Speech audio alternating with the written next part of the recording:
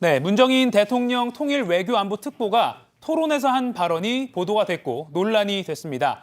이걸 보도한 기사를 보면 표현도 다 다르고 또 발언 맥락은 제대로 보도된 게 없어서 확인 안 된 주장만 퍼지고 있는 모양새입니다. 네, 바로 팩트체크 해보겠습니다. 보면 문 특보가 중국에 우리나라의 핵 우산을 제공해달라고 요청을 했다라는 게 이제 주된 내용인 거잖아요. 네. 그러니까 미국 대신 중국한테 북한 핵 위협으로부터 우리를 보호해달라고 요청을 했다. 사실입니까?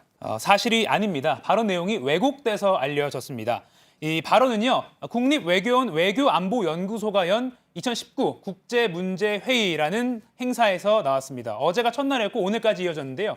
미국 학자와 중국 학자 한 명씩 동북아 정세에 대해서 발표를 하고 문정인 특보의 사회로 이렇게 토론도 벌어졌습니다. 네. 어떤 맥락에서 나온 발언인지를 저희가 확인을 해봤습니다.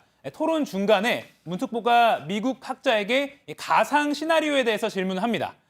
트럼프 대통령이 최근 대북 군사 행동 가능성을 내비치고 있고 또 미군 철수 가능성도 슬슬 나오는데 이건 한국의 최악의 상황이고 악몽 같은 시나리오다. 이걸 어떻게 보느냐라고 물었습니다. 네. 이에 대해서 미국 교수가 이렇게 답했습니다. 그럴 가능성 낮다. 차라리 평화협정 맺고 나서 철수하는 형태가 될 것이다. 하지만 협정 맺었다고 바로 철수하는 건 미국의 큰 실수라고 답을 합니다.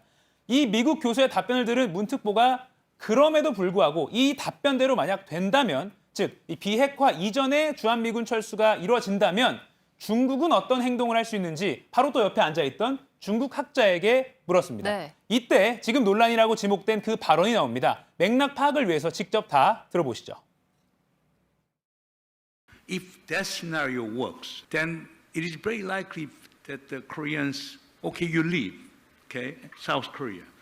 And then maybe then South Korea may try to make a deal with North Korea, okay? Okay, we let the Americans go in the getting of nuclear weapons, but we cannot trust North Korea. North Korea will try to use their leverage, the so-called nuclear weapons. Can China intervene and persuade North Korea and provide South Korea with a nuclear umbrella? Well, that's really a very new idea for shaping the geopolitics in this region.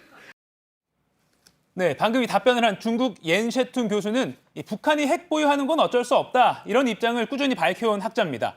미국을 제치고 동북아 주도권을 노리는 중국 바람대로 만약에 미군이 철수를 한다면 한국은 핵 우산 없이 북핵에 그대로 맞서야 하는데 그러면 미국 대신에 중국이 한국의 핵 우산을 쳐줄 수 있느냐 이런 가정된 상황에 대해서 물은 겁니다. 네. 그러니까 마치 문 특보가 중국의 핵 우산을 제한하거나 요구했다라고는 들리지 않는 거죠? 네, 그렇습니다.